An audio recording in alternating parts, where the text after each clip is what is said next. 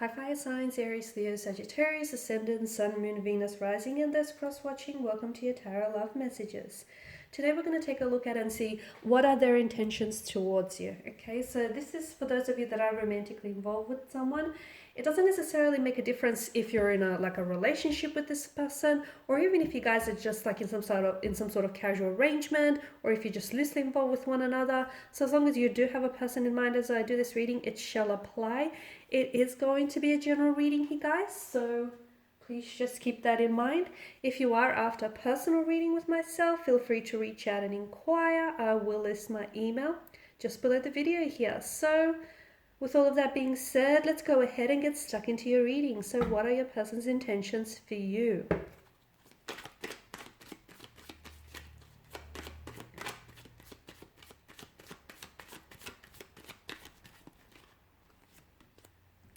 Okay, you have the High Priestess here, the Eight of Swords here, the Emperor, Strength, but that's come up in reverse and it's sort of focused on the High Priestess, isn't it?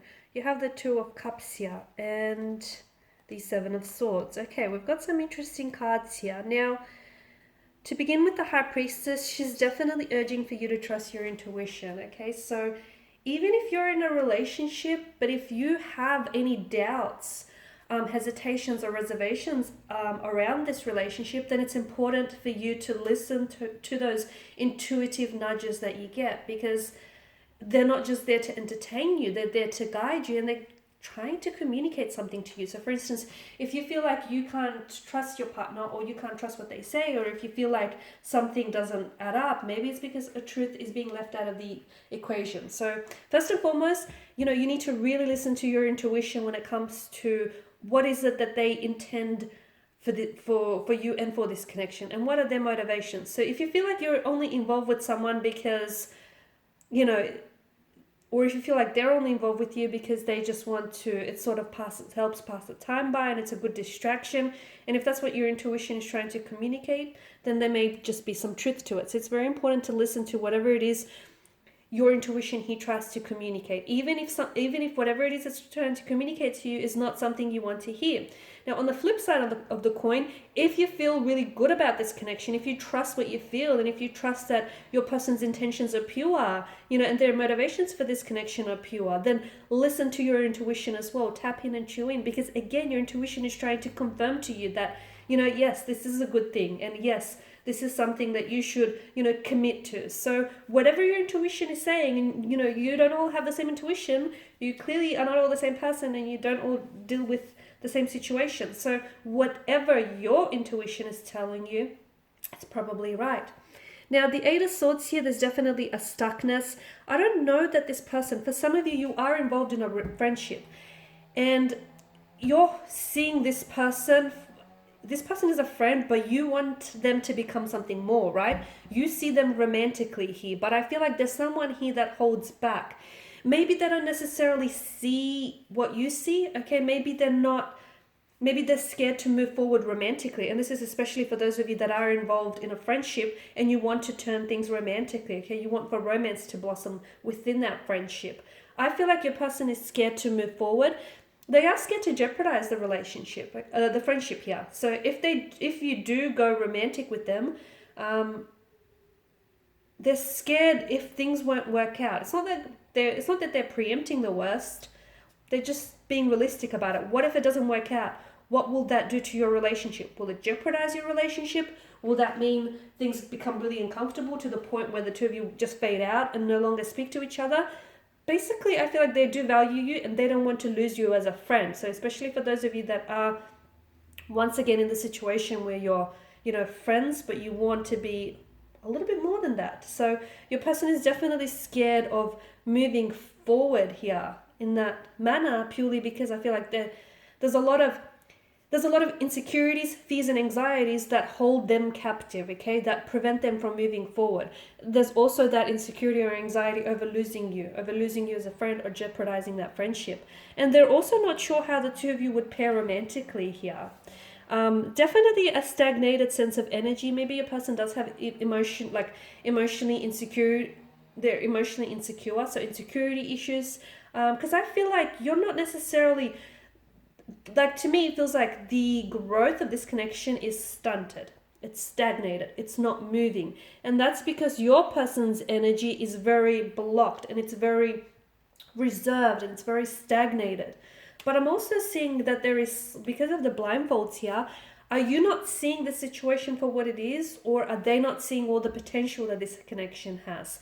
So someone within this connection, be it you or them, is not seeing something, okay? They're not seeing something. Maybe you're not seeing the red flags. Maybe this person is not seeing the potential. Maybe this person is not seeing something that may be right in front of them, okay? But I definitely feel like someone here is, they're shackled, okay? They're scared to move the relationship forward, or they're scared to enter into a relationship, or they're scared to turn things romantic here because their insecurities, their anxieties, their fears, their low self-worth here is what's keeping them shackled. It's what's keeping them stagnated. And ultimately, because the Eight of Swords governs mental energy, it has a lot to do with the way that they think and the way that they perceive and the narrative that they tell themselves here. I also pick up a very stubborn energy around your person, like they're not very fluid, they're not very adaptable, so not very malleable. So in a sense, you know, if they make their mind up about something, they're quite headstrong, and as a result, it's not very easy to influence or change their opinion here. Strength reverse, I pick up like a weakness within the energy, or like a low confidence in adequacies, a lot of self-doubt, insecurities. That's what I'm picking up in your person's energy. And I feel like those are the very things that prevent this person from being in a relationship, okay, or entering into a relationship, or pursuing things with you romantically. There's a lot of insecurities within their energy here, a lot of self-doubt here. This person doubts themselves too much, too much. Could also mean that, I don't know, that is there, it's like a mental disorder I'm picking up. It could also be depression though. Maybe this person is, they're not a bad person. That's not what I'm trying to say at all. Don't get me wrong. But I just feel like they may be going through a really low point in their life. They may have wounds from the past that need healing. They just may not be in the best emotional state, maybe not in the best position to have a relationship. There's also that to consider as well. There's some sort of unhappiness or depression coming up for around the energy, and also sort of accounting for the reason why the two of you aren't in a relationship, or why the two of you aren't progressing things, or why there isn't forward momentum, but instead a stagnation here. Maybe the two of you are better off as friends. Maybe it's better for you to build this connection, like to stay friends, and then slowly build on that and see where it takes you. Because I do get really low self-doubt here with the energy. Now, the Seven of Cups, not the Seven of Cups, the Seven of Swords here also. This is like, there's something going on here. You got the 7 and the 8. I don't know if there's miscommunication, there's misunderstandings. I don't know if there's a deception or a disloyalty here, a lack of a lack of faithfulness here. There's something fishy going on here. Because often this card does like denote betrayal and deception here, but it could also be lies, trickery, scheming here, sneakiness here. Maybe this person is going about things in a very sneaky way here. Maybe this person is trying to escape a problem here that he or she is facing, or that the two of you are facing, without necessarily dealing with the problem. It could be that as well. Maybe this person feels like they've gotten away with something, but they haven't, and something here is going to catch up with them. This is what I feel. So maybe they're not being dishonest with you. Maybe they're being dishonest with themselves here. There is something about, I just feel like I can't quite put my finger on it. There's something here that it feels a little bit like they're a little bit of a tricky kind of energy. There's something going on with them. And I feel like either they're not being entirely honest with you, or they're not being entirely honest with themselves here. Okay, guys, and this is your reading. Thanks for watching and listening. Please show your support by subscribing to the channel, liking, sharing, commenting. I'll be sharing with you more tarot love messages, so feel free to stay tuned and check out the other videos on my channel. Thanks again for all of your support. Those of you interested in a personal reading, feel free to connect. Bye for now.